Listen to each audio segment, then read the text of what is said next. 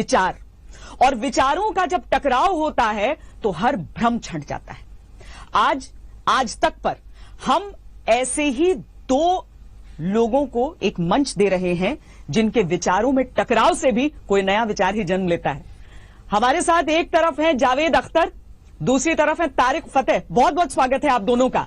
दरअसल बहुत सारे इल्जाम लगते हैं कि जो इस्लाम के असली जानकार हैं उन्हें मंच नहीं दिया जाता, लेकिन आज तक जब मंच देता है तो हम कोशिश ये करते हैं कि विचारों के उस टकराव का वो संघर्ष भी हमारे सामने आए, वो दोनों विचार हमारे सामने आए। उनमें से हम एक पर फैसला करने के लिए नहीं बैठे, उसके लिए आप सब दर्शक हमारे सामने हैं। क्योंकि सोशल मीडिया पर जब होता है तो अक्सर ये होता है कि एक पक्ष को कोई सुनता है, उसके साथ अलग एक बातचीत में जुड़ जाता है, दूसरे पक्ष को सुना ही नहीं जाता है। यहां पर अगर आमने सामने है, अगर एक ही सवाल दोनों के सामने आ रहा है तो किस तरीके से उसका सामना होगा? क्योंकि आप दोनों बहुत अच्छी तरीके से एक दूसरे को जानते रहे, आप दोनों ने एक दूसरे का सम्मान भी भरपूर किया, लेकिन जहां पर विचारधारा का टकराव हुआ वहां पर खुलकर एक दूसरे से टकराए भी। ऐसा क्या हुआ तारिक फतेह जी कि इतना सम्मान, लेकिन ऐसे मंचों पर आप दोनों टकरा गए? क्यों आ गई इतनी खटास? अच्छा, जावेद साहब को कुछ गलतफहमी ये है कि मैं शायद कोई अल्ट्रा राइट विंग, इन्होंने ये कहा कि मैं मुझसे वीएचपी की सी बू आती है। इनको शायद ये पता नहीं था कि वीएचपी वालों ने मेरी खूब ठुकाई लगाई थी अमृतसर में और चंडीगढ़ की यूनिवर्सिटी में भी। तो ऐसा नहीं है, मेरा जो ध्यान है, मैं तो यहाँ कनाडा में रहता हूँ, मुझे इतना हक नहीं है जितना इन्हें है बोलने का, कि जब तक हिंदुस्तान के मुसलमान ये नहीं तय करेंगे, ये एक्सेप्ट नहीं करेंगे कि ये जिनका नाम लेते हैं उन्होंने हिंदुस्तान पे बड़ी बर्बरियत की है। जब आप के शहरों के नाम उन लोगों पे हों जिन्होंने लूटा हिंदुस्तान को और जिनके नाम पे लाखों लोग मरे पिछले कोई 700-800 साल में, तो मैं ये नहीं कह रहा हूं कि ये जावेद साहब कहते हैं, मेरा ख्याल है कि ये आम तौर पे जो मुसलमानों की लीडरशिप है, मौलवियों की और तबलीगी जमात और जमात इस्लामी और पता नहीं कितने वावेले हैं बरेली के और देवबंदी के, और इतना कंफ्यूजन दुनिया इस्लाम में कहीं नहीं है जितना हिंदुस्तान में। सिर्फ एक चीज है, देखिए, तुर्की में हर मुसलमान अपने आप को तुर्क समझता, पहले वो अरबी नाम भी नहीं रखता। खुमैनी जो लफ्ज है वो अरबी से तो कोई ताल्लुक नहीं है। आपका सुहार्तो का इंडोनेशिया में कोई अरबी से ताल्लुक नहीं है। हिंदुस्तान एक वो जगह रह गई है जहां मुसलमान, जिसमें मेरे माँ बाप भी आते हैं, उनके खैर हम तो कोई 1850 में हिंदू हुए थे, मुसलमान हुए थे हिंदू धर्म से। हमारे यहाँ ये कोशिश के नाम होगा सिर्फ अरबी, हिंदुस्तानी नाम हमने नहीं रखना। ये 2-4 चीजें मैं कह रहा हूं जिससे मुझे ये लगता है कि बगैर इनके किए हुए हिंदुस्तान का मुसलमान हिंदुस्तानी सोच और इस धरती के साथ जुड़ नहीं पाता। वो धमकी देता रहता है कि 4 मीनार देखो, ये हमने दे दिया, वो हमने दे दिया। वो घुमंड नहीं गया आज तक।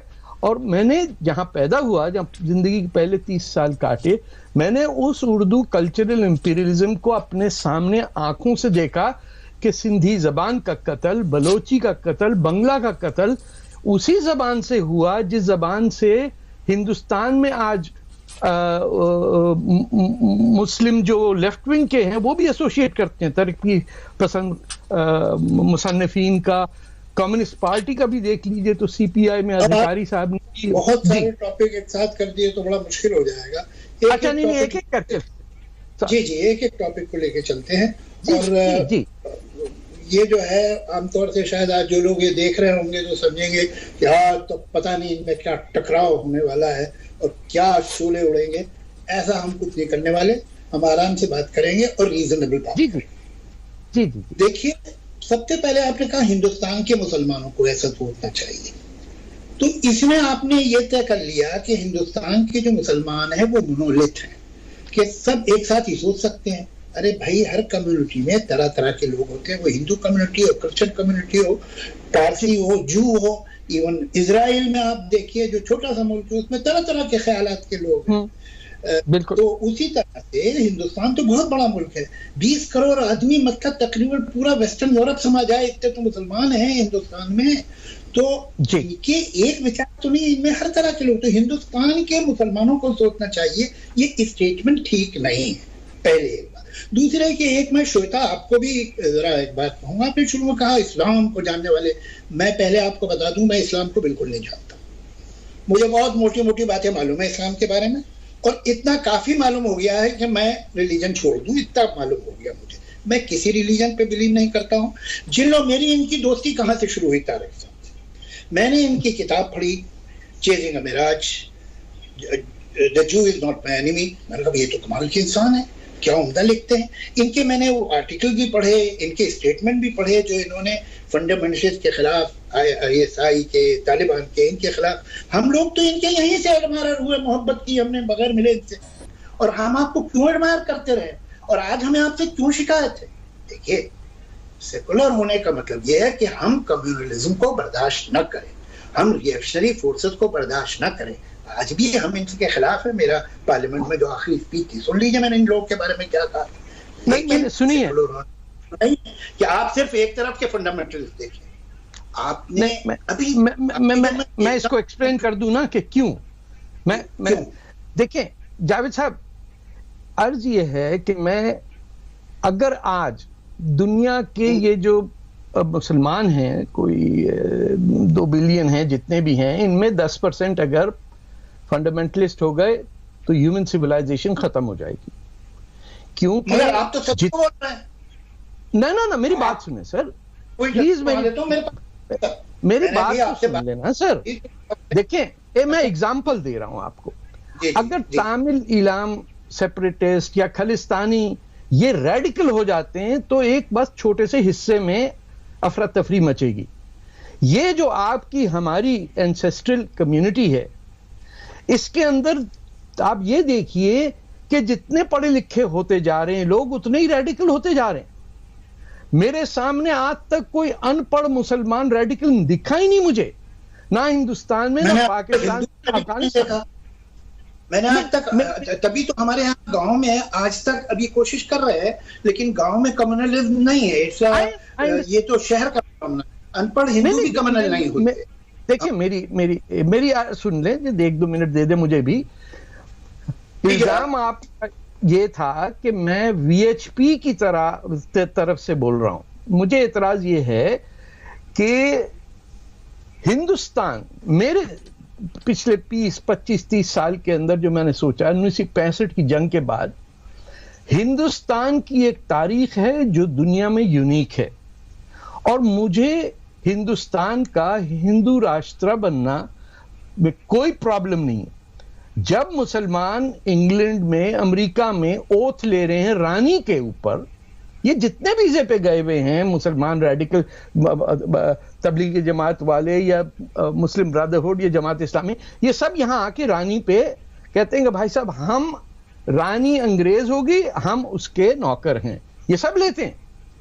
तो इंग्लैंड में ये है, फ्रांस में है, हर जगह आप जिस मुल्क में हैं उसकी कदर, उसकी हिस्ट्री को आपको ऑनर करना चाहिए। यह हमें याद रखना पड़ेगा कि हमें किसी ने बुलाया नहीं मुसलमानों को, हम यहां आए हैं, बाहर से आए हैं, चाहे कन्वर्ट हुए हैं, कुछ भी हुआ है। हमने तैमूर से लेके आज तक बड़ा जुल्म किया। हम मुसलमानों को कहना चाहिए कि ये लोधी गार्डन की स्ट्रीट नहीं होनी चाहिए, ये राजा जाहिर की होनी चाहिए।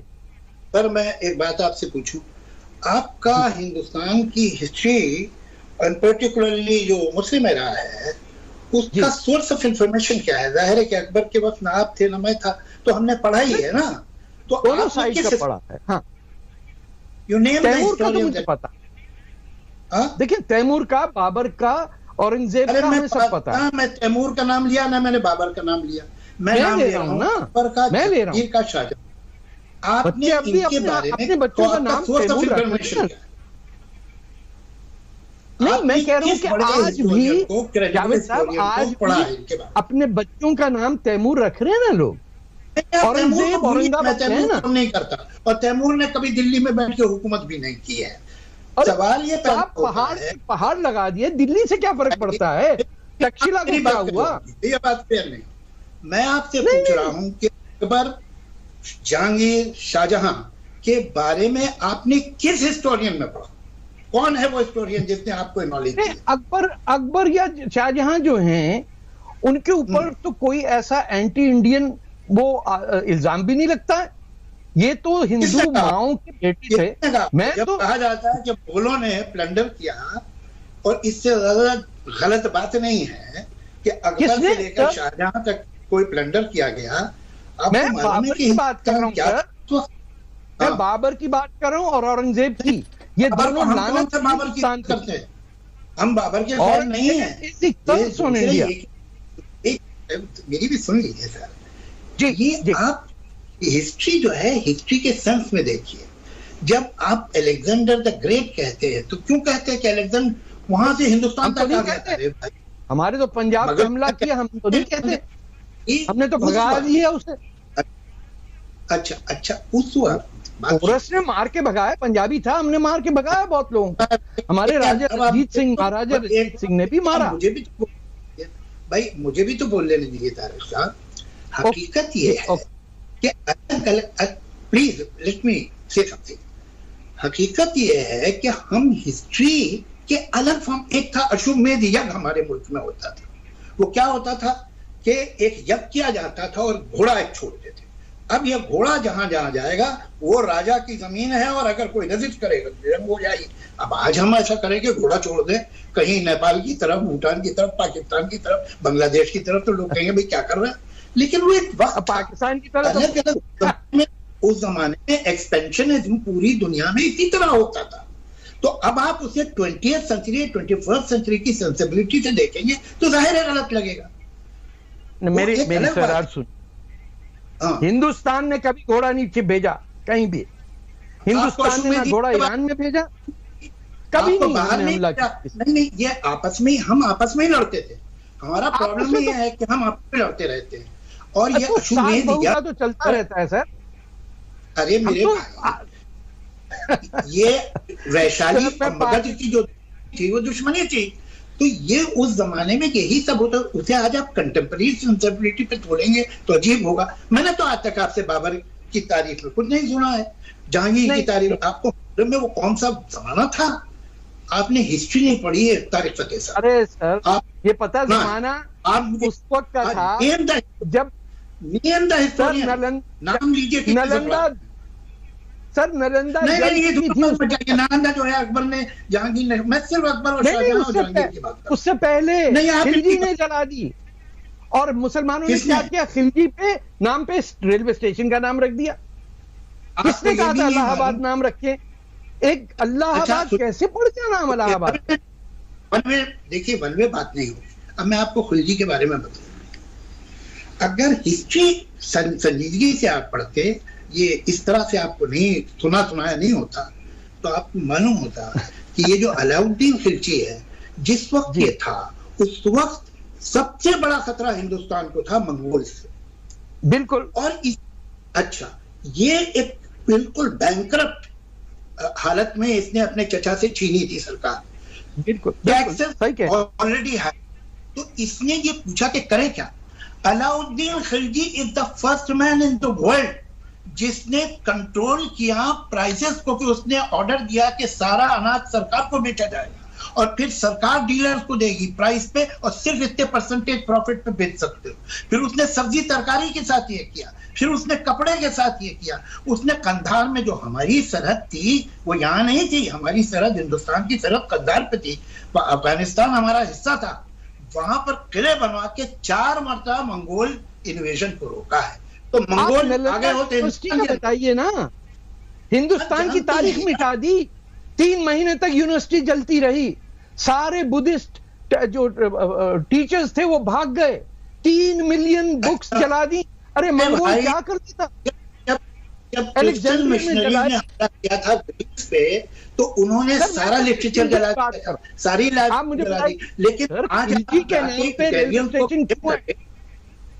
आज आप उन्हें ब्लेम करें, तुमने ये यूनिवर्सिटी जला दी, तुमने वो पूरा। फैक्ट ये है कि अरिस्टोटल प्लेटो, ये तो बच गए अपने ट्रांसलेशन की वजह से, वरना उन्होंने तो क्रिश्चियन मिशनरी ने सब जला दिया था उनका। तो वो तो बगदाद में हुआ, वो दिल्ली में तो नहीं हुआ ना। जावेद जी, एक सवाल जिसको लेकर बहुत ज्यादा चर्चा चलती है और बहुत ज्यादा आजकल लड़ाई सी चलती है सोशल मीडिया पर, वो है कि क्या कोरोना के समय में तबलीगी जमात का नाम लेना उनका percentage of patients, overall patients में बताना, क्या ये कोरोना को कम्युनल बना रहा है? इस पर मैं आप दोनों की राय एक एक करके जानना चाहूंगी। देखिए, मुझसे किसी ने इससे पहले भी सवाल पूछा था, जो लोग कोरोना को कम्युनलाइज कर रहे हैं वो पहले ही से कम्युनल थे, वो कुछ कोरोना से कम्युनल नहीं हो गए। ये बीमारी कोरोना तो अभी आई, वो कम्युनलिज्म की बीमारी उनकी पुरानी है। और ये जो इन्होंने किया है, इन्होंने ये जो क्या नाम है इसका, जमात, कौन सी जमात है ये? तबलीगी जमात। ये सब एक ही है सर। और क्या इस पर करें, इनको कोई अकल है? और ये फैनेटिक लोग हैं, इन्हें समझता है जो होता है अल्लाह की मर्जी से होता है, तो हम तो अल्लाह को खुश कर रहे हैं, तो हमें क्यों होगी ये बीमारी? और यही बातें जो हैं, मतलब जो वर्ल्ड में आप देखेंगे जो एक्सट्रीमिस्ट क्रिश्चियन हैं, उनका भी ये हाल है। तो ये जो एक्सट्रीमिज्म है, अच्छा, इस तरह की बेहुदा बातें होती है, और ये गैर जिम्मेदारी की बात थी। और इसमें बिल्कुल जो लोग पकड़े गए हैं ठीक पकड़े गए हैं और पकड़े जाने चाहिए। लेकिन आप ये कहें कि हिंदुस्तान में कोरोना सिर्फ उस 2 दिन की वजह से पैदा हो गया, ये गलत है, ये एग्जैजरेशन जरूर हुआ। नहीं, कोई नहीं कह, ये तो कोई नहीं कह रहा सर। 30% के हिसाब से बात हुई ना, कोई नहीं कह रहा कि उन्होंने किया। जिन लोगों की सर ये यहाँ टोरंटो के अंदर तबलीगी जमात बैठी है, यहाँ अजानें शुरू हो गई लाउड स्पीकर पे, लोग डरे बैठे करने यानी लोग आपने भूले, ये गैर जिम्मेदारी की बात थी, गलत बात थी, it was almost criminal done. और लेकिन उसकी वजह से आप हर हिंदुस्तान के मुसलमान सड़क पे, वो बेचारा ठेला बेच रहा है, सब्जी बेच रहा है, झूठे फेक जो कि प्रूव हुए, और वो आपने भी भेजे हैं कई तरह के साहब ये मिला रहा है। वो खुद कह रहा है कि मैं पेशाब फेंक रहा हूँ केलों के ऊपर, वो झूठे कैसे हो गए? वो तो खुद कह रहा है आदमी, खुद आप वीडियो दिखा रहे हैं कि एक औरत को पिटाई हो रही है, पथराव हो रहा है ऊपर से, वो औरत भी मुसलमान थी, तो इंदौर में नहीं किया। अरे एक मिनट, एक तो वो कह नहीं रहा, उसमें जो वीडियो उसमें वो अपना ये पर्टिकुलर क्या जुर्म किया वो नहीं बोल रहा। एक दूसरे के एक बुढ़े कमजोर से आदमी को पकड़ के आपको क्या उससे मनवाना? जॉन एफ कैनेडी को असैसिनेट उसने किया था, मनवा देंगे हम? ऐसी क्या बात बन जाएगा? और कहेगा हाँ जी मैंने किया। क्या तो सर वो जो बैठी हुई औरतें, उसके बाद उन्होंने शाहीन बाग पे जो बैठी थी, शाहीन बाग पे जो बैठी थी, वो तो बुढ़ी नहीं थी, वो तो बैठी सड़क रोक रही थी ना। या तो आप जाते कहते कि सड़क से उठो, वबा फैल रही थी, ये औरतें उसी वक्त थी। और आपको मालूम है कितना प्रॉब्लम हो गया? आपको एक बात बताऊं, आपने कई बार अपने इंटरव्यू में कहा कि अगर मुझे इंडियन सिटीजनशिप दे दी जाए तो मुझे कोई आपत्ति नहीं है, दे, ये मैंने सुना है अपने कान से। अब आपको नहीं मिल सकती, ये की वजह से, चूंकि आप मुसलमान हैं, आपका नाम है तारिक फतेह, तो आपको आज अगर अप्लाई करेंगे सर ना मुझे मिल सकती है। देखिए ये सीए पढ़ाओ तो आप ये नहीं कहते, सीए कहते हैं अब आप ना, आपने बात की, मुझे जवाब देने का हक है। मुझे जवाब तो देने दें, मैं भी उर्दू बोलता हूं थोड़ी बहुत। ये बात हुई है कि बंगाल में जो बैलेंस क्रिएट किया जा रहा था कि एक तरफ कश्मीर, एक तरफ केरला और तीसरी तरफ वेस्ट बंगाल, कि ये हमारे 30% वोट बैंक्स बनेंगे और इंडिया को जकड़ लेंगे। वो लोग जो 47 और 1971 में आके बैठे वहां पे और जिनकी कोई वो नहीं है सिटीजनशिप, उनके फैसिलिटेशन के लिए था, उन हिंदुओं के लिए। जहां तक ताल्लुक है, बरहमदाग बुगटी ने जब असाइलम चाहा इंडिया में, तो इसी हुकूमत ने रिफ्यूज किया, और मैंने क्रिटिसाइज भी किया कि आज बरहमदाग बुगटी से ज्यादा डिजर्विंग कोई है ही नहीं, जो बेघर बैठा हुआ है यूरोप के अंदर, चाहे वो कांग्रेस की गवर्नमेंट हो या बीजेपी की। मैं एक बात बता दूं कि आपके यहां अफसरशाही है, हजारों के साथ सेक्रेटरी बैठे हुए हैं, कोई काम का काम होने नहीं देते। उनको सिर्फ यह है कि रिटायरमेंट पे घर का मिलेगा, और पूरी कौम बर्बाद कर दी आपने कि आप पाकिस्तान से अपना गिलगित बल्तिस्तान नहीं ले सके। ये तो आपका मुल्क है, गिलगित बल्तिस्तान कैसे छोड़ दिया आपने? जो है वो ठीक चल रहा है। आप एक बात देखिए, परफेक्शन कहीं नहीं होता, लेकिन उसके बावजूद जब आप देखेंगे एशिया को चारों तरफ, तो जितनी डायनेमिक डेमोक्रेसी हमारे मुल्क में है वो कहीं नहीं मिलती। जो हमने शेयर प्रोग्रेस किया है, ये मत बोलिए कि हमारे अफसर कुछ नहीं करते। हम अपने अफसर से खुश हैं, और जो शिकायत होगी वो हम उनसे कर लेंगे। वो हम पाकिस्तानियों कैनेडियन से नहीं डिस्कस करेंगे, वो हमारा पाकिस्तानियों में। और जावेद साहब, पाकिस्तान में आप भी जाते हैं, मैं भी जाता हूं। मैं जाऊंगा तो मर जाऊंगा, आप जाएंगे तो हजारों लोग आपको जावेद भाई जिंदाबाद, जावेद भाई जिंदाबाद कहते हैं। हमें यह भी पता, और पाकिस्तान किसने बनाया उसका भी हमको पता। सिंधियों ने नहीं बनाया, पंजाबियों ने नहीं बनाया, ना बलोच ने, ना पठान ने। ये यूपी, बिहार के और कम्युनिस्ट पार्टी ऑफ इंडिया ने बनाया। अधिकारी कमीशन रिपोर्ट पढ़िए आप। 20,000 मुसलमान आपने भेजे पाकिस्तान में कि मुस्लिम लीग को जताओ। आप पढ़ लीजिए। रिसेंट हिस्ट्री भी गलत है, पुरानी हिस्ट्री तो आप जानते नहीं। रिसेंट नहीं सर, 1946 में प्रोविंशियल इलेक्शन हुआ था। 1946 में मुस्लिम लीग 3 जगहों पे जीती थी जी, सिंध, बंगाल, पंजाब। यहाँ पर मुस्लिम जीती है, बाकी जगह हारी थी। तो हमारे यूपी में तो हारी थी। मैं आपको बताऊं, यूपी, मेरी बात सुनिए, यूपी में 90% सीटें मुसलमानों की मुस्लिम लीग जीती। क्या बात कर रहे हैं आप? बिहार में 90%, बॉम्बे 90%, मद्रास 90%, सारी सीटें मुस्लिम लीग को जीती। और कम्युनिस्ट मेजोरिटी सिंध, मैंने कहा बंगाल तो चला गया ना। एक और बंगाल ने, मेरी बात सुनिए, क्या किया यूपी वालों ने? आप ये बंगाल के जो महाजिर यहाँ गए थे, अच्छा महाजिर कौन रहा? आप खुद महाजिर हैं, आप गए थे, आपके पेरेंट्स बंबई में रहते थे ना। महाजिर, हाँ ना, पंजाबी लोग हैं सर। हमारा पंजाब बांटा आपने, आपने यूपी नहीं बांटा, आपने बिहार नहीं बांटा, आपने पंजाब के 2 टुकड़े किए। इतना पंजाब का दर्द है, सारी जिंदगी कराची में रहा।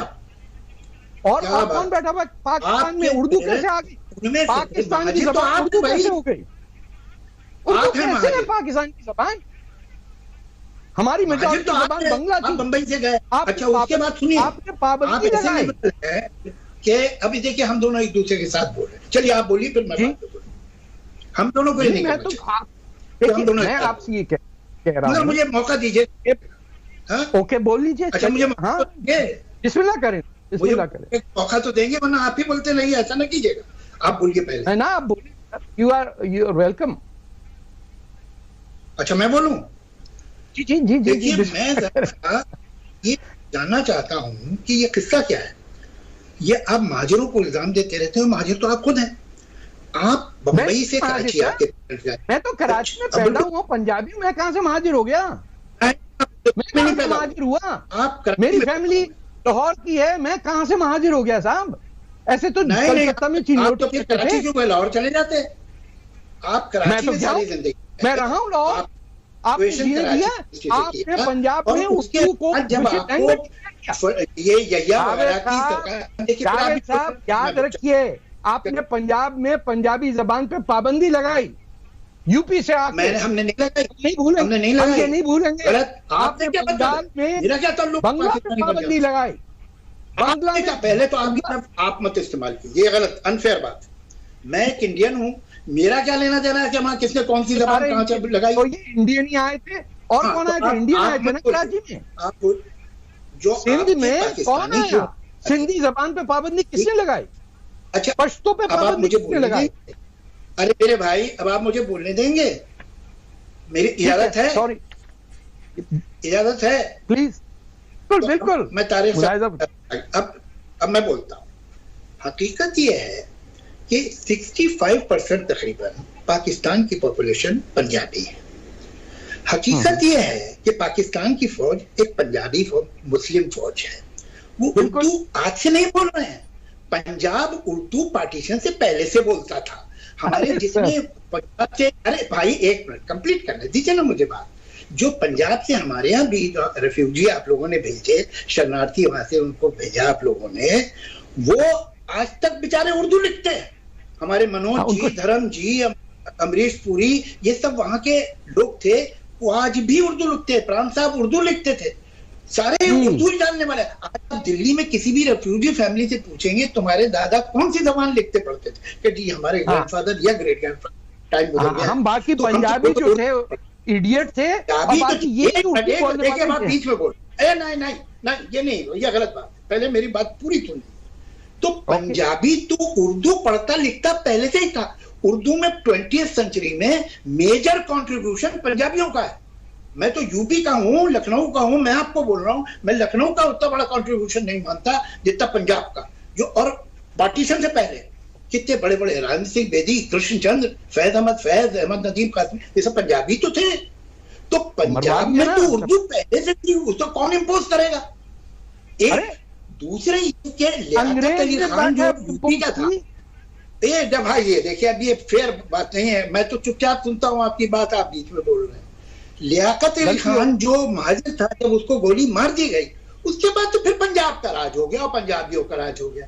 आपने कितनी अनफेयर बात एक ट्वीट में मुझे कही कि साहब उर्दू स्पीकिंग पंजाब पाकिस्तानी फौज, जिससे टिक्का खान और यहिया खान उर्दू स्पीकिंग जनरल थे। ये इसलिए गए कि उर्दू बोलते थे। ये मुस्लिम पंजाबी हैं और मुस्लिम पंजाबी अपने आप को सच्चा पाकिस्तानी समझता है, बाकियों को समझता है ये माइनॉरिटी हैं, they should second grade citizen, चाहे वो सिंधी हो, चाहे वो पख्तून हो, चाहे वो महाजिर हो। ये आप तो पंजाबी है ना, और आप मुसलमान हैं और आप पाकिस्तानी हैं, आप जवाब दीजिए। हाँ, उसमें सिलसिला ये है। तारिक फतेह साहब, तारिक फतेह साहब, मैं इसके जवाब के साथ अगर हम इस जगह पर भी आए कि एक शब्द बहुत पूरी दुनिया में सुनाई देता है और वो है इस्लामोफोबिया। अब अगर आप दोनों इस पर अपनी राय बता सकें कि इस्लामोफोबिया हकीकत है या एक औजार के तौर पर इस्तेमाल किया जाता है। मैं पहले अच्छा हल्का सा छोटा सा जवाब दे दूंगा। ये जो उर्दू का इन्फोर्समेंट है, जिसने फैज अहमद फैज को ये फोर्स किया कि उसने जिंदगी भर अपनी मादरी जबान में, और ना इकबाल ने, और जो पंजाबी में शायरी करता था उसे क्या कहते थे, इलाकाई शायर, यानी जाहिल आदमी, गांव का आदमी। आपने वो स्ट्रक्चर क्रिएट किया उर्दू का अंग्रेज में। तो महाराजा मेरी सर, आप पंजाबी उर्दू पढ़ता है तो मैं क्या करूं? ये मेरा उत्तर है क्या? अगर वो अपने स्कूल में पंजाबी नहीं पढ़ा, रंजीत सिंह क्या हमारे वाले जिम्मेदार है? वो आप सोचिए, हमें पाकिस्तान की प्रॉब्लम से क्या अब बता रहा हूं, लियाकत अली खान आए नहीं, लियाकत अली के बाद लियाकत अली को मरे सेंचुरी से ऊपर, आधी सेंचुरी से ऊपर हो गया। उसके बाद आप पंजाबी हुकूमत कर रहे हैं। पंजाब में पंजाबियों की हुकूमत है ना, किसकी हुकूमत है? मुसलमान पंजाबी हुकूमत करते। आप ठीक कर लीजिए, किसने रोका? जावेद साहब रुक जाए ना एक सेकंड, जवाब तो सुन लें आप। जब आप आके लियाकत अली खान समझे ना, मैं ना मेरे माँ बाप आए, आपके माँ बाप है, मेरे माँ बाप नहीं गए। तो आप बोलिए मत मुझे क्या आप सबसे बड़ा पार्टीशन में कम्युनिस्ट पार्टी के थ्रू काम किया है, ऐसी बात नहीं है, जो जाने दे। हमने मेरे बाप की नज़र में क्या है, आपने ये सब क्या आपके बाप का नहीं पता? मेरे बाप की नज़र में अगर वो पढ़ के आपके आप आंसू ना, देखिए आप वही बात कर रहे हैं तो गांधी जी ने कहा था कि मुसलमान इज अ बुली। वही बात आप कर रहे हैं, बात नहीं करने दे रहे आप। मैं जिंदगी भर में गांधी जी ने एक कभी अपनी अर्ली एज में एक बात, हजारों अच्छी बातें कही, वो आपको याद नहीं है? आपको ये अरे बहुत याद है, मेरा तो नाम गांधी है, मेरा तो निकनेम गांधी है घर में।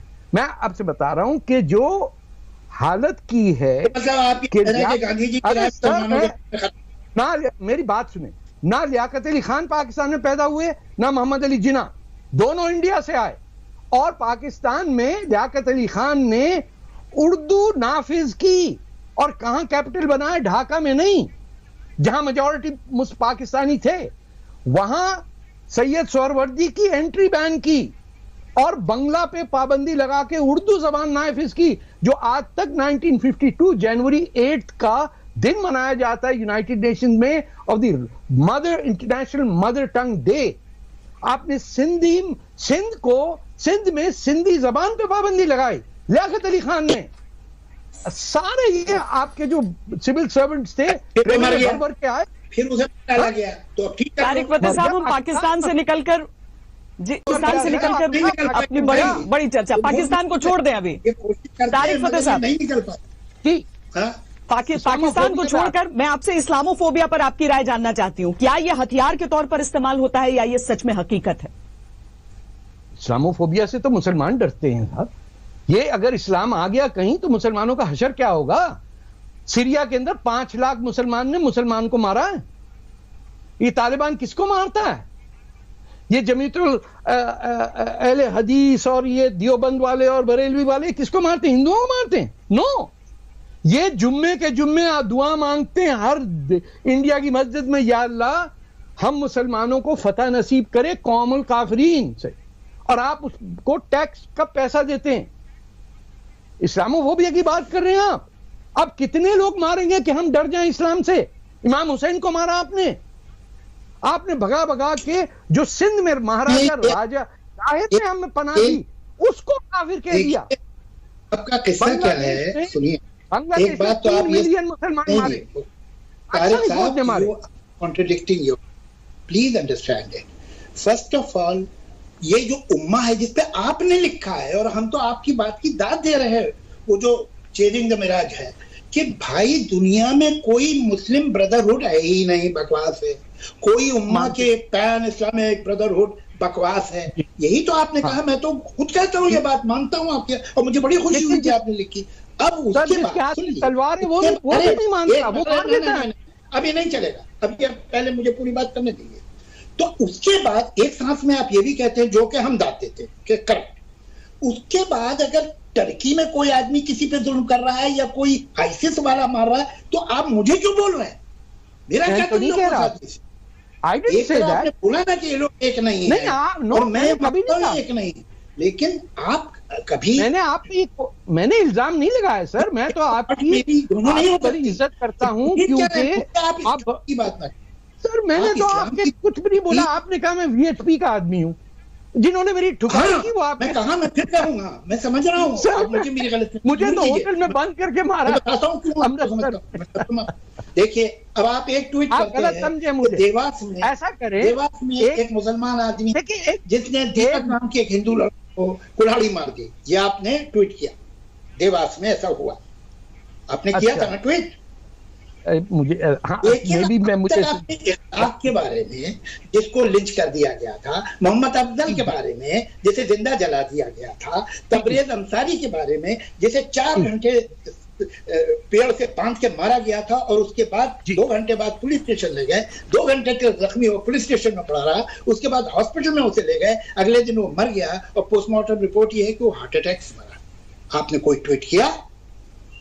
कहीं कुछ होता है तो मैंने किया हो या नहीं मुझे एकदम याद नहीं है। मैं एक बात बता दूं सर, मैं आपके इस शहर जितना मैं बताऊं, ये जो मुझे जो इतराज है ये डबल स्टैंडर्ड। आपको क्या डर लगता है? अगर एक आदमी सड़क पे लिंच हुआ है और उसका वीडियो ले रहा, बुढ़ा आदमी बेचारा, कौन सा, मुझे भेज दीजिए, मैं कर दूंगा। आप ऑनेस्टली आपको डर क्यों लगता है? क्या वजह क्या है? अरे नहीं डर लगता सर, मुझे तो किसी से डर लगता नहीं, ऊपर वाले से नहीं लगता डर। मैं किससे डरूंगा? तो फिर आप मैं तो ये चला गया, लोगों ने कहा उधर जो जाएगा वो मर जाएगा। ऊपर वाले से डर नहीं लगता तो मतलब कम से कम ऊपर वाले को मानते हैं आप? मैं तो नहीं पता नहीं होगा या नहीं होगा, मुझे कोई पता नहीं, एविडेंस तो नहीं आया कि घोड़ा आसमान में उड़ता है या नहीं उड़ता।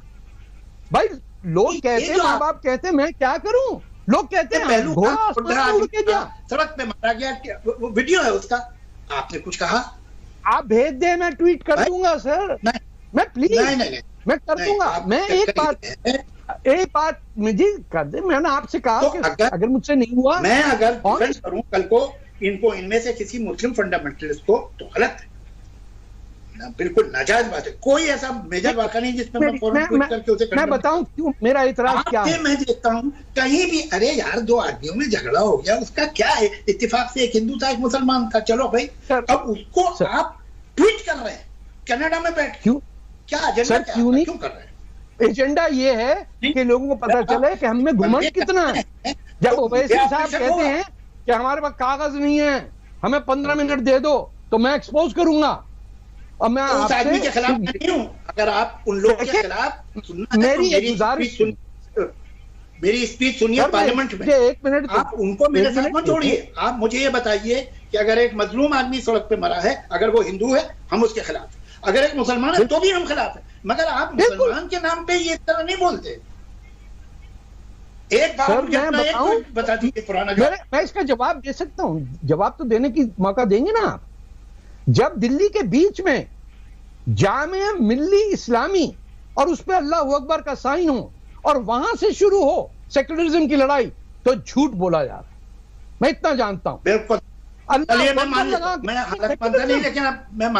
मिल्ली के अंदर अगर आप ये वीडियो देखें कि एक लाइब्रेरी में घुस के अलीगढ़ मुस्लिम यूनिवर्सिटी में मोहम्मद अली जिन्ना की तस्वीर है, आप मेरे साथ चलिए निकालते हैं। वही उसी सिलसिले में एक लाइब्रेरी में पुलिस वाले घुस के, ये वीडियो है, घुस के बच्चों को डंडों से मार रहे हैं, इस पे आपको तकलीफ नहीं हुई? अरे जब बना ही लिया तबलीगी, वहां दिल्ली के अंदर जामे मिल्ली इस्लामी यानी इस्लामी कुव्वत का मरकज, आपने जामे मिल्ली हिंदी नहीं कहा, ये उसका है और 50% मुसलमान पड़ेगा। आपका ये कहना है कि हिंदुस्तान में किसी कोई मुस्लिम इंस्टीट्यूशन नहीं होना चाहिए, ये आपकी राय? ना हिंदू होना चाहिए, ना हिंदू यूनिवर्सिटी होनी चाहिए, ना इस्लामिक होनी चाहिए। मैंने तो आपको कोई हिंदू इंस्टीट्यूशन के खिलाफ आपका कोई ट्वीट देखा नहीं। मैंने हिंदू यूनिवर्सिटी में जाके कहा कि ये क्या बात है Hindu university, how can a university भी हिंदू? धर्म होता है इंसान का, यह यूनिवर्सिटियों ने वो कर लिया। मैं आपको एक बात बताऊं, आपने ट्वीट किया है कि ईरानी डॉक्टर ने कहा है, आपका ट्वीट है कि एक ईरानी डॉक्टर ने कहा है कि ऊंट का यूरिन जो है वो बहुत अच्छा है कोरोना के लिए। आपने ट्वीट किया है। और हिंदुस्तान में हिंदू महासभा जो है गौ मूत्र की पार्टी करती है 200 आदमी की, उस पर मैंने उस पर भी किया, मैंने किया सर, मैंने नहीं, ऐसी बात मत करें। अगर भी ट्वीट कीजिए मुझे मालूम हो जाएगा आपने। मैंने तो आपके सारे ट्वीट देखे पैसे। अरे नहीं नजर आता ना आपको ये, इसमें मैंने ट्वीट किया है। जावेद जी, चूंकि चर्चा यूनिवर्सिटीज के नाम तक पहुंच गई है, तो इसीलिए मैं एक और सवाल जो कि आज की तारीख में बहुत रेलेवेंट हो जाता है, वो ये कि एक फल वाला जो हिंदू फल वाला कहता है खुद को, दूसरा मुस्लिम होटल, लोग दो फाड़ हैं कि या तो मुस्लिम होटल भी मत कहो या हिंदू फल वाला भी नहीं। क्या इस हिंदू मुस्लिम की लड़ाई में उन गरीब फल वालों को भी और होटल वालों को भी जो छोटे ढाबे चला रहे हैं उनको खींचा जा रहा है, या फिर वाकई पक्षपात हो रहा है? नहीं, देखिए एक बात बताऊं, इतना बड़ा मुल्क है, तरह तरह के हादसे वाकई होते हैं, हम ये समझे कभी कुछ नहीं होगा, ऐसा पॉसिबली हम 130 करोड़ लोग हैं, कहीं ना कहीं गड़बड़े होंगी। लेकिन दुख ये होता है कि जब हम देखते हैं कि रूलिंग पार्टी के MLA, minister of state, MP इस तरह के स्टेटमेंट देते हैं कि इनको अपने मोहल्ले में मत घुसने दो, इनकी दुकान से खरीदो मत। आप क्या देख लीजिए, वो सब यूट्यूब पे मौजूद है, आप देख सकते, तब तकलीफ होती है। आम आदमी कभी गलती बातें करते हैं, हर तरह के लोग हैं भाई, कर देते हैं, लेकिन ये जिम्मेदार लोग ऐसी बात कर रहे हैं और सरकार उन पे एक्शन ना ले तो फिर तकलीफ होती है हमें। यू आर राइट देयर, ये बिल्कुल सही बात कही आपने कि किसी इलेक्टेड मेंबर को, किसी इलेक्टेड मेंबर को ऐसी क्या बात है? नहीं सॉरी, एक बार ऐसा भी ट्वीट कर दिए, देखते क्या होता है। मैं करता हूं सर, आप सब्जेक्टिव अंदाज से देख रहे हैं, मैंने तो दुआएं लगाई है ये रामूतरा वाला जो एमपी था कि बैठे कर रहे हैं। अरे मैं तो देखिए जो सऊदियों के अगेंस्ट, देखिए जो सऊदी के अगेंस्ट और पाकिस्तान के अगेंस्ट खड़ा होकर पूछा था, मैंने पूछा आप 10 साल रहे कैसे वहां? हाँ रहा, तो ऐसी तैसी करके आया, ऐसी तैसी करके आया, पूछिए किसी से, जान बचा के निकला हूं मैं डरता नहीं हूं किसी से। मैं बता आपको, ना ही मेरी जबान में वो है कि मैं एक ही बात दो तरीका से कहूं। मैं वो उर्दू की चाल नहीं जानता जिसमें एक ही बात दो माने रखती हो। नो, मैं पंजाबी हूं, मेरी एक ही बात होती है। मैं कहता हूं मेरा महाराजा रंजीत सिंह लाहौर में कब वापस आएगा, मैं उस दिन का इंतजार कर रहा हूं। मैं तड़प रहा हूं आपकी बात सुन के। और राजा दाहिर क्यों नहीं आएगा? सिंध के अंदर राजा दाहिर क्यों हटाया गया मुसलमानों ने? कौन मुसलमान है जो कह रहा है कि बिन कासिम हमारा दोस्त है? आपके टीवी पे मौलवियों ने कहा कि मोहम्मद बिन कासिम हमारा दोस्त है। मोहम्मद कासिम वैसे भी पाकिस्तान में आया था, यहाँ तो आया भी नहीं, समझे? सिंध के बगैर हिंद नहीं है, वो पाकिस्तान में सिंध के बगैर हिंद मुकम्मल नहीं है। आपके यूपी में सिंध हट सकता, मेरे हिंदुस्तान में सिंध बिल्कुल हिस्सा है आपका हिंदुस्तान एशिया का। एक तो इसे मेरा हिंदुस्तान मत बोलिए। अरे सर, आप यूपी में बैठे, हिंदुस्तान से क्या ताल्लुक हो गया उसका? आप सिंध को कह रहे हैं कि वो हिंदुस्तान का हिस्सा। कल को मैं कहता हूँ मैं जर्मन हूँ, जर्मन थोड़ी हो जाएगा। यू आर आपने कहा बॉर्न इन पाकिस्तान, और उसके बाद आपको मोहब्बत गफ्फार खान को भेज दिया। नहीं, ये तो एक्सेप्टेबल बात है। बादशाह खान को बर्बाद किया। आप क्या बात कर रहे हैं?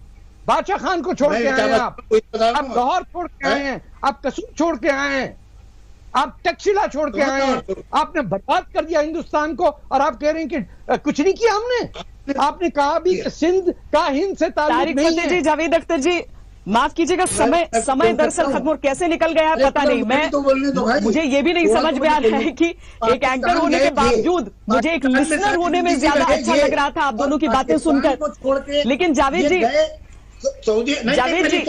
एक सवाल आखिरी 5 मिनट में मैं एक सवाल पर आप दोनों से चर्चा चाहती हूँ। उसके बाद ये कनाडा चले गए, आप वो बात भी ले लें। 2 बार बेचारे इलेक्शन हार गए। अब जब वहां पॉलिटिकल पार्टी में इनका ताला लग गया, तो अब इन्हें देश हिंदुस्तान की याद आ गई, मोहब्बत हो गई। आप अगर इतने हिंदुस्तान के इतने बड़े चाहने वाले हैं, तो जैसे ही पाकिस्तान छोड़ा था, इंडिया आ जाते भैया, हम आपको दिलवा देते। तो आप देखे आज तक बरामदा मुफ्ती को नहीं दिया आपने। आप जैसे लोग बैठे हुए हैं मुसलमानों को रोकने से। आप बैठे हुए कि ये हमारी ठेकेदारी है, हम मौलवी हैं, हम नहीं आने देंगे किसी को। हम उर्दू बोलते हैं, अब हम उर्दू बोलते हैं, खत्म हो गई बात। आपने तो तमिलनाडु के प्रेसिडेंट किया, आप गए कभी? आप सिर्फ उर्दू से, आप उर्दू और सिर्फ उर्दू के ताल्लुक है आपका। इस्लाम, उर्दू, पाकिस्तान, क्या जबान है? आप उर्दू के बारे में कुछ नहीं जानते, सच बात। अरे है क्या उर्दू? झूठ की जबान है। दुनिया में जलेबियां बनाएंगे, आप झूठ बोल language, only language in the world. अरे जिसकी तुर्की लैंग्वेज से शुरू हुई है। तुर्की फौजी जो जमीन में दिल्ली में क्या करते थे यहाँ की औरतों के साथ, उनकी जबान है। वरना ये खड़ी बोली थी, भोजपुरी थी।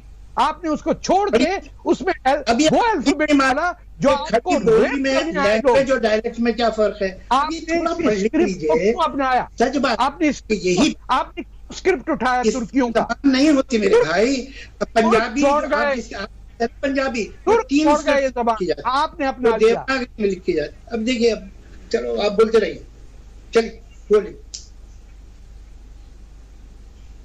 जावेद जी, मैं एक सवाल आखिर में पूछना चाह रही हूं, वो ये कि अगर समूचे विश्व को देखें, पूरी दुनिया को देखें, और मुसलमानों के लिए सबसे अच्छे मुल्क को देखें, तो वो कौन सा मुल्क होगा आप दोनों के हिसाब से? मुसलमान, मैं हिंदुस्तानी मुसलमान बात की है। मैं जो मुसलमान जो है वो तुर्की में रहता है या उज्बेकिस्तान में रहता है, मैं उसके प्रॉब्लम क्या समझूं, क्या जानूं? मेरे उससे क्या ताल्लुक है भाई? मैं सारे मुसलमानों को राय देने लगूं? मेरी यहाँ के तो सुनते नहीं है मुसलमान। आप मुझे क्या दुनिया को राय दे दो। अच्छा, और आपके जो तारिक फरीद साहब है, वो कितने फेयर और कितने ऑनेस्ट आदमी के मुझे मौलवी कर। अदर सोचिए, is he a fair person? You are no one to judge. You are no one to judge. You judge. No. Day in and day out, you are judging. Why should I judge you? Why should I judge you? I know you are committed to Urdu language. Nothing else. सिर्फ ये कोई film नहीं है जिसके dialogue लिख रहे हैं आप दूसरों को बदनाम कर रहे हैं, झूठा इल्जाम लगा रहे हैं आप। लेकिन क्योंकि उर्दू में है, जवाब दे दीजिए कि आपने। अरे बताइए, जलेबियां बनाए आप, छोड़े ना जावेद साहब, छोड़िए। कब से लगे हुए, पार्टीशन करा दिया, बांग्लादेश मंगवा दिया, क्या कुछ नहीं हुआ। हिंदुस्तानी कैरेक्टर है। मैं ना हिंदू कम्युनिस्ट से डरता हूँ, ना मुसलमान कम्युनिस्ट से डरता हूँ। आप ये सब खुशनुदी कीजिए, पता नहीं मुझे आपको क्या फायदे की उम्मीद है, वो मैं नहीं जानता। अरे आप पाकिस्तान जाके तो देखिए, सर पे उठा के घूमेंगे लोग। आप इतने बड़े मुसलमान हैं, पाकिस्तान क्या, मैं अमेरिका जाता हूँ, मैं जाता हूँ, जिस मुल्क में भी आ गए, ये कैसी बात है? जिस मुल्क में भी तारीख जाता हूँ, लोग सर उठा के काट दो। और हिंदुस्तान में पाकिस्तान का एजेंट कौन हुआ फिर? मैं जो जाऊँ तो मारा जाऊँ, आप जाए और मैं उठाया जाए, तो ये आप उसमें जा रहे अरे तो है आप बैठे हुए, मैं दुनिया में जहाँ हिंदी लोग जानते हैं, हिंदी फिल्म हिंदी देखते नहीं हैं, जानते, वहाँ पाकिस्तान में हिंदी कोई नहीं जानता ना, पाकिस्तान में कोई हिंदी नहीं बोलता ना पढ़ सकता। आपने जो हिंदी में लिखा है, पाकिस्तान में जानते हैं आपको as the front line troop of Urdu, क्योंकि आपने सिंधियों से उनकी जबान ली, बंगालियों से ली, बलोचों से ली, पश्तूनों से ली। ये कब से हो रहा है? ये मैंने कितने वर्षों से कर रहा हूँ। आप इंस्टीट्यूशन है सर, आप इंस्टीट्यूशन है, 1946 से चल रहा है। पंजाबी में एक जुलूस बताइए पाकिस्तान के पंजाबी आर्मी, एक जुलूस बताइए जो दिल्ली में इल्जाम उन महाजरों को जो कि आप ही हैं देना दीजिए, मुझे क्या लेना देना। लेकिन हकीकत ये है कि जिस फौज ने हमला किया था बांग्लादेश पे और रेप्स किए थे, वो पंजाबी मुस्लिम फौज थी। अब वो हिंदुस्तानी है मोहब्बत करने के लिए, तो मैं क्या करूं?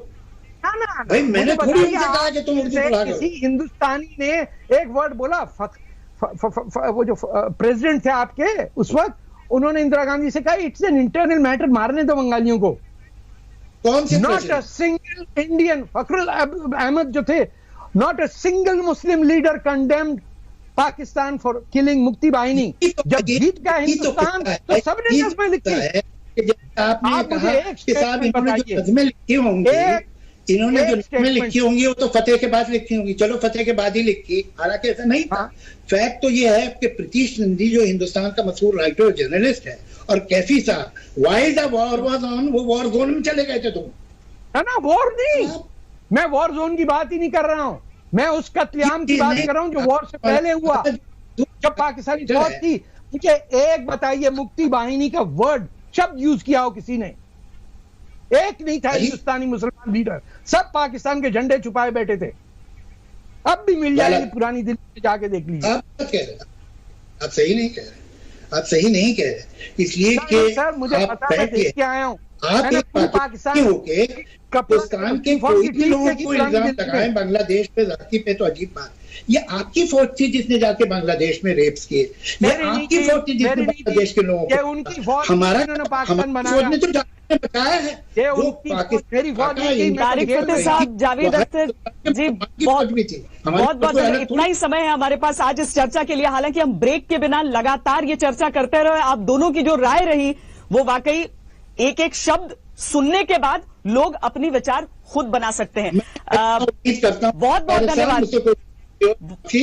लेकिन यह कि मैं जरूर उम्मीद करता हूं कि अब फ्यूचर में आपके ट्वीट्स थोड़े से फेयर होंगे। बिल्कुल होंगे सर, आप आइए, चाय पिलाएंगे आपको। चलिए इसी ओके, चाय पर आप दोनों की चर्चा हो, आप दोनों की मन की बात भी हमने सुनी, चूंकि चाय से अंत कर रहे हैं। बहुत बहुत धन्यवाद हमसे इस पूरी बातचीत के लिए।